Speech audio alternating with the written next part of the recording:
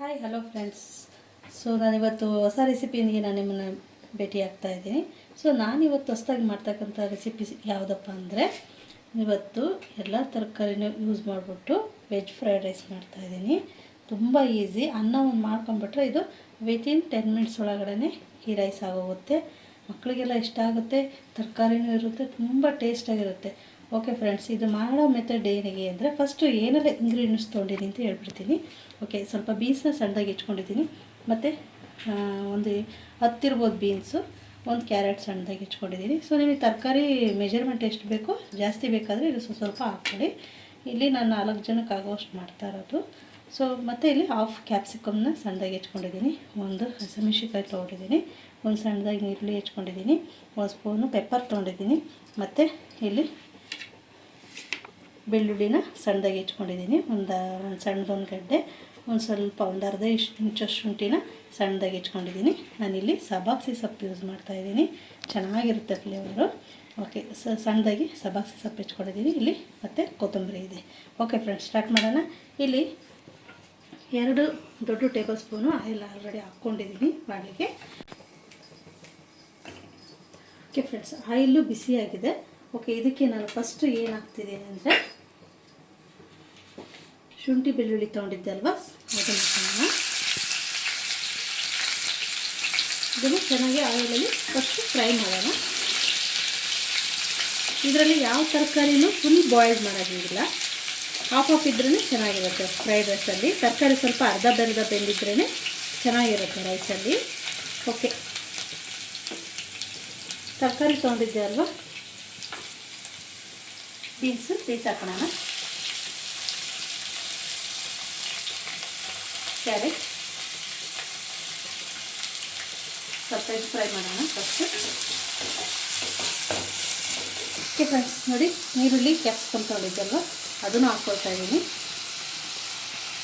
ಈ ಸಬಾಕ್ಸಿ ಸೊಪ್ಪನ್ನು ಹಾಕ್ಕೊಳ್ತಾ ಇದ್ದೀನಿ. ಇದರಲ್ಲಿ ಯಾವುದು ಫುಲ್ ಬೇಯಂಗಿಲ್ಲ, ಸ್ವಲ್ಪ ಬೆಂದರೆ ಸಾಕು. ಸಾಲ್ಟ್ ಇಲ್ಲ ಈಗವಾಗಲೇ ಹಾಕ್ಕೋಬೇಡಿ. ಓಕೆ ನೋಡಿ, ಥರ ಚೆನ್ನಾಗಿ ಫ್ರೈ ಮಾಡೋಣ. ತುಂಬ ಚೆನ್ನಾಗಿರುತ್ತೆ, ಖಂಡಿತ ಒಮ್ಮೆ ಟ್ರೈ ಮಾಡಿ. ಇದಕ್ಕೆ ಲೆಮನ್ನ ಬೇಕಾದರೆ ಸ್ವಲ್ಪ ಎಂಡಿಂಗಲ್ಲಿ ಆ್ಯಡ್ ಮಾಡ್ಕೊಳ್ಳಿ. ಮೆಣಸಿನ್ಕಾಯಿ ಹಾಕ್ಕೊಳ್ತೀನಿ.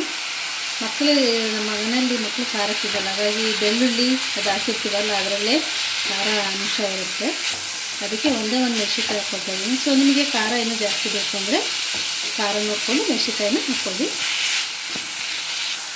ಇದಕ್ಕೇನು ಜಾಸ್ತಿ ಇಂಗ್ರೀಡಿಯೆಂಟ್ಸ್ ಇಲ್ಲ, ತರಕಾರಿ ಒಂದು ಹೆಚ್ಚಿಟ್ಕೊಂಡ್ಬಿಟ್ರೆ ತುಂಬಾ ಚೆನ್ನಾಗಿರುತ್ತೆ, ಬೇಗ ಮಾಡ್ಕೊಂಡ್ಬಿಡ್ಬೋದು.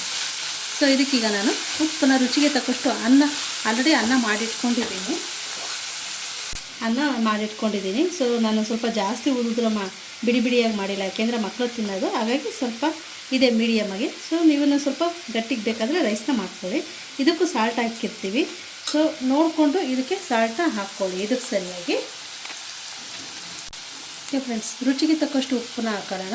ಒಂದು ಸಲ ಟೇಸ್ಟ್ ಮಾಡಿ ನೋಡಿಕೊಂಡು ಇನ್ನೊಂದು ಸ್ವಲ್ಪ ಉಪ್ಪು, ನಿಂಬೆಹಣ್ಣು ಬೇಕಾದರೆ ಆ್ಯಡ್ ಮಾಡಿ, ಚೆನ್ನಾಗಿರುತ್ತೆ, ಸಾಕಾಗುತ್ತೆ. ಪೆಪ್ಪರ್ ತೊಗೊಂಡಿದ್ದೆ ಅಲ್ವ, ಒಂದು ಟೀ ಸ್ಪೂನು. ಮೆಣಸಿನ್ಕಾಯಿ ನೋಡ್ಕೊಂಡು ಹಾಕ್ಕೊಳ್ಳಿ, ಯಾಕೆಂದರೆ ಪೆಪ್ಪರಲ್ಲೂ ಖಾರ ಇರುತ್ತೆ, ಹಾಗಾಗಿ ಮೆಜರ್ಮೆಂಟ್ ನೋಡಿದರೆ ಗೊತ್ತಾಗ್ಬಿಡುತ್ತೆ. ಇದನ್ನೀಗ ಜೋರು ಹುರಿಯಲ್ಲಿ ಈ ಥರ ಬಿಸಿ ಮಾಡಿ, ಜೋರು ಹುರಿ ಇರಬೇಕು,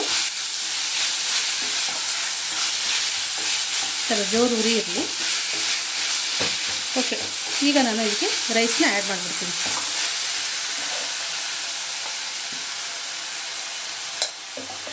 ರೈಸ್ ನಾನು ಇಷ್ಟು ಹಾಕಲ್ಲ, ಸೊ ನಿಮ್ಮ ಕ್ವಾಂಟಿಟಿ ನೋಡಿಕೊಂಡು ರೈಸ್ನ ಆ್ಯಡ್ ಮಾಡ್ಕೊಳ್ಳಿ. ನಾನು ಸ್ವಲ್ಪ ಮಾತ್ರ ಮಾಡ್ತಾ ಇರೋದು.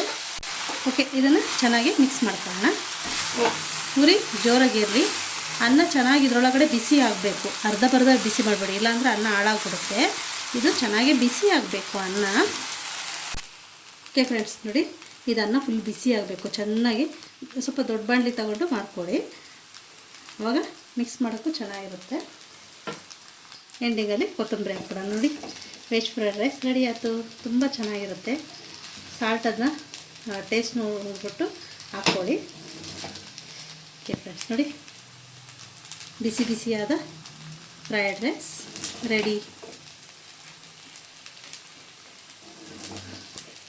ಓಕೆ ಫ್ರೆಂಡ್ಸ್, ಇದನ್ನ ಸರ್ವಿಂಗ್ ಬೌಲಿಗೆ ಸರ್ವ್ ಮಾಡ್ಕೊಳ್ತೀನಿ.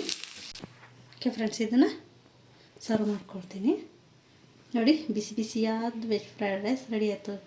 ಎಷ್ಟು ಚೆನ್ನಾಗಿ ಬಂದಿದೆ, ತುಂಬ ಚೆನ್ನಾಗಿದೆ.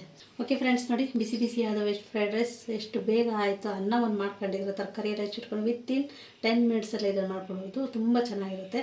ನಾನು ಕೆಚಪ್ ಜೊತೆಗೆ ಸರ್ವ್ ಮಾಡ್ತಾಯಿದ್ದೀನಿ. ಖಂಡಿತ ಒಮ್ಮೆ ಟ್ರೈ ಮಾಡಿ. ಮೇಯ್ನ ಸಬ್ಬಾಕ್ಸಿ ಸೊಪ್ಪು ಆಡ್ ಮಾಡಿ, ತುಂಬ ಚೆನ್ನಾಗಿರುತ್ತೆ. ಫ್ಲೇವರ್ ಘಮ ಘಮ ಅಂತ ಇರುತ್ತೆ.